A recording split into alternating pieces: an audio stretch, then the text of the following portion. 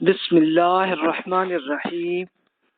ہم لوگ امت مسلمہ کی دعوت علمی، فکری اور تہذیبی تاریخ میں عہد صحابہ اور تابعین کی سٹڈیز کر رہے ہیں، اور اس میں آپ کو یاد ہوگا کہ پچھلے لیکچرز میں تو ہم نے بہت ڈیٹیل سے سٹڈی کی تھی کہ جیسے یعنی عہد صحابہ اور تابعین کے پیریڈ کے کیا کیا خاص پیریڈ ہیں، اور اس میں پھر جو سیاسی اور مذہبی تحریکیں پیدا ہوئیں تو اس کی ہم نے سٹڈیز کی تھی۔ تو یہ پچھلے لیکچرز میں ہم کر چکے ہیں، اور آپ دیکھ چکے ہیں کہ ٹائم لائن میں کیا کیا اہم واقعات ہوئے ہیں۔ کچھ واقعات تو بہت استحکام، ترقی اور توسیع کا پیریڈ ہے، جس میں 3 بڑے پیریڈ گزرے، اور کرائسس کے بھی 3 پیریڈز جو ہیں وہ بھی گزرے۔ تو یہ ایک پوری ڈیٹیلز ہم یہ بالکل پولیٹیکل معاملات میں اور مختلف تحریکوں کے کیا کیا ان کے اثرات آئے ہیں، یہ ہم سٹڈی کر چکے تھے۔ تو آج ہمارا ٹاپک اسپیشلی آ گیا ہے کہ دعوت کی ہسٹری کی پوری ڈیٹیل ہم کر چکے ہیں، کرنے لگے ہیں۔ پہلے تو ہم نے یہ دیکھا تھا کہ عہد صحابہ اور تابعین میں دعوتی اسٹریٹجی کیا بنی تھی، اور کس طرح سے نفسیاتی اور عمرانی کیا کیا ریزنز تھیں جس کی وجہ سے دین اسلام کی دعوت پھیلی تھی، یہ ہم ڈسکس کر چکے تھے۔ اور پھر عہد صحابہ اور تابعین کے اینڈ پہ یعنی 133 ہجری میں کیا رزلٹ آیا اور کیا معاملات تھے، تو یہ ہم پوری ڈسکس کر چکے تھے۔ تو اب ہم نے اس کی پوری ڈیٹیل کرتے ہوئے، اس کے پورے ایویڈنس کے ساتھ کہ کیا کیا اہم واقعات ہوئے اور کیا کیا اس میں اس زمانے کے لکھے ہوئے جو ڈاکومنٹس ہیں اس کی سٹڈی آج ہم نے کرنی۔ اس کے بعد پھر ہم عہد صحابہ اور تابعین میں علم و دانش میں کیا کیا امپروومنٹ آئی ہیں، یہ بھی پوری ڈیٹیل سے ہم پڑھنا چاہ رہے ہیں کہ کیا کیا علوم جو پڑھے ہیں، اس کے بہت سے علوم تو ہم پہلے پڑھ چکے ہیں۔ اچھا، اب اس کے بعد پھر اگلے لیکچرز میں ہم پھر تہذیب اور تمدن کی تاریخ میں کیا کیا امپروومنٹ آئی ہیں، یہ ہمارا ٹاپکس ہوں گے اگلے لیکچرز میں۔ تو اس وقت ہمارا فوکس ہوگا خلفائے راشدین کے ابتدائی دور میں دعوت اسلام کیسے پھیلی اور کیا کیا واقعات ہوئے، پھر دور استحکام میں دعوت میں کیسے پہنچی ہے، اور پھر عہد بنو امیہ میں کہ یہ جو تابعین کا پیریڈ تھا تو اس میں اسلام کی دعوت کیسے پہنچی۔ اصل ہمارا فوکس آج کل یہی ہے، باقی انشاءاللہ یہ فلسفیانہ گرو اور اصلاحی تحریکیں ان کو ہم اگلے لیکچرز میں، اور پھر تہذیب و تمدن میں جو پولیٹیکل، اکنامکس، سوشل اور کلچر میں کیا کیا امپروومنٹ آئی ہیں، اس کی سٹڈیز ہم اگلے لیکچرز میں انشاءاللہ کور کریں گے۔ تو اب ہم سٹارٹ کرتے ہیں خلفائے راشدین کے ابتدائی دور میں دعوت اسلام کیسے پھیلی ہے۔ تو آپ کو وہ ٹائم لائن میں یاد ہوگا کہ بالکل سٹارٹ میں تو ایک کرائسس ہوا تھا کہ ایک ارتداد، یعنی بہت سے ایسے قبیلے جنہوں نے رسول اللہ صلی اللہ علیہ وسلم کی دعوت کو قبول کیا تھا تو پھر انہوں نے انکار کیا۔ اچھا، کچھ گروہوں نے انکار نہیں کیا لیکن زکوٰۃ کا انکار کر دیا تھا، اور کچھ ایسے تھے جنہوں نے نئے نئے نبی وہ ایجاد کر دیے تھے اور ان کا معاملہ تھا۔ تو اس میں ابو بکر صدیق رضی اللہ عنہ نے ایک باقاعدہ ایک ایکشن کروایا اور وہ ہو گیا تھا، لیکن پھر اس کے بعد دعوت کیسے پھیلی ہے اسپیشلی اب ہمارا یہ ٹاپک ہوگا، اور پھر ہم دیکھیں گے کہ غیر مسلم عرب قبائل میں دعوت کیسے پہنچی ہے۔ تو آپ کہیں گے کہ یہ تو پہنچ گئی تھی پہلے رسول اللہ صلی اللہ علیہ وسلم کے زمانے میں۔ جی ہاں، لیکن اب عراق کے ایریے میں بہت سارے عرب قبائل رہتے تھے تو ان تک پورا میسج پہنچانا تھا۔ اس کے بعد پھر رومن امپائر میں اور پرشین امپائر میں یہ دعوت کیسے پھیلی۔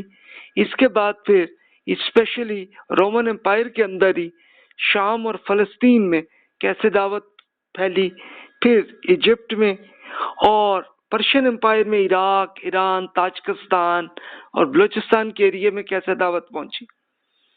اس کے بعد پھر جنگی قیدی جو آئے تھے تو ان پر اسلام کی دعوت کیسے پہنچی، اور پھر صحابہ کرام اور تابعین کے اعلیٰ کردار کیا رہے اور اس کا رزلٹ کیا ہے۔ اس کی اب ظاہر ہے اس کی بیسکس تو ہم ڈسکس کر چکے تھے، لیکن اب ہم باقاعدہ ایویڈنس کے ساتھ کیا کیا ایسے واقعات ہوئے، تو یہ ہمارا آج کا ٹاپک ہوگا۔ تو ہم سٹارٹ کرتے ہیں.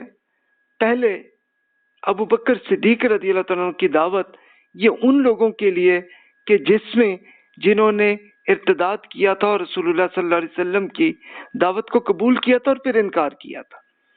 تو اس میں اب یہ دیکھیے یہ پورا ریٹن فارمیٹ میں ہمیں مل گیا ہے.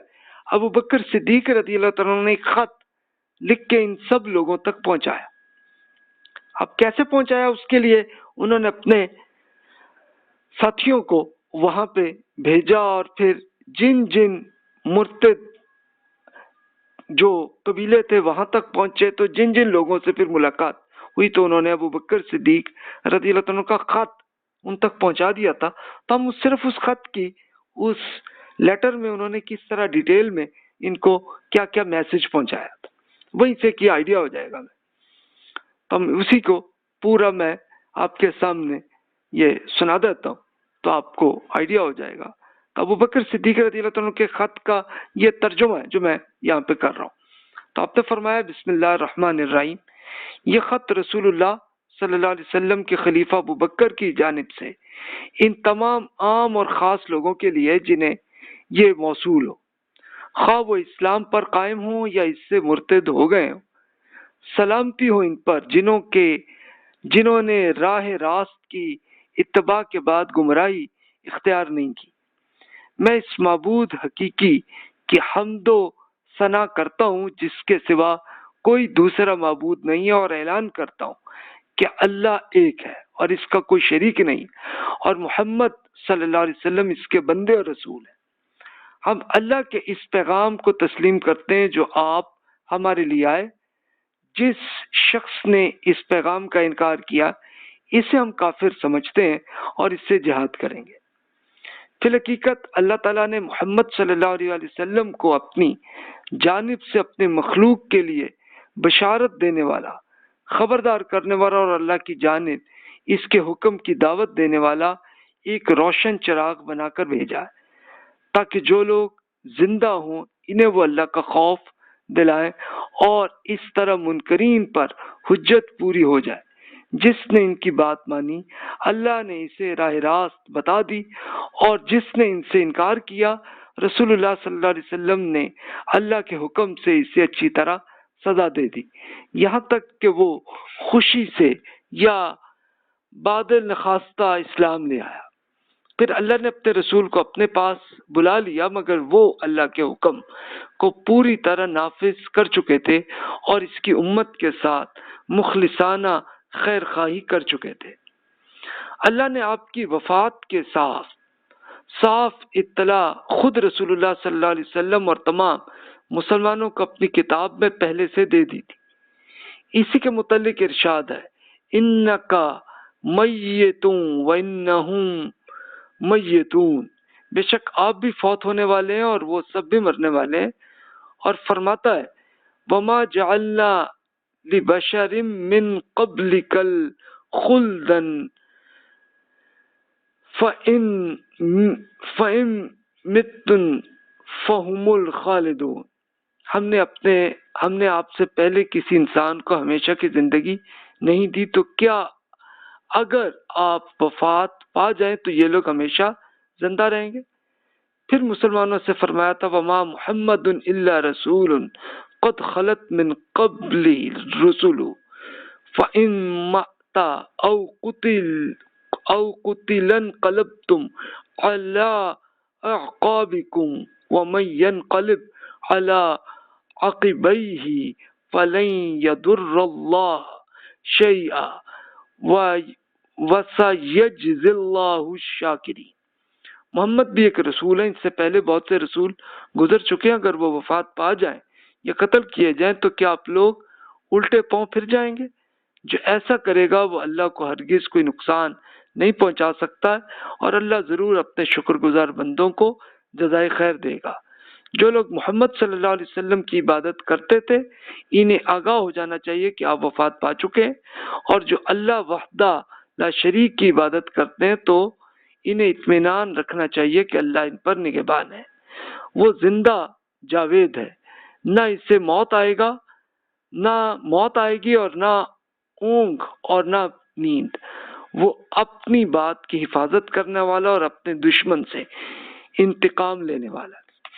اصل میں دیکھیے کہ رسول اللہ صلی اللہ علیہ وسلم کا میسج صرف یہی تھا کہ اللہ تعالیٰ کے احکامات، اللہ تعالیٰ پر ایمان لائے اور اللہ تعالیٰ ہی کی عبادت کریں، بس یہی میسج تھا۔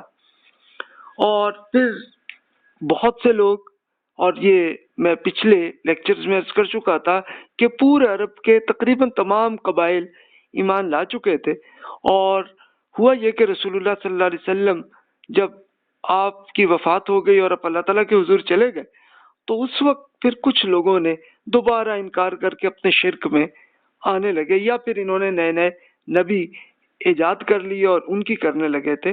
تو اس وقت ابو بکر صدیق رضی اللہ عنہ نے یہ خط پورے ڈیٹیل سے لکھا۔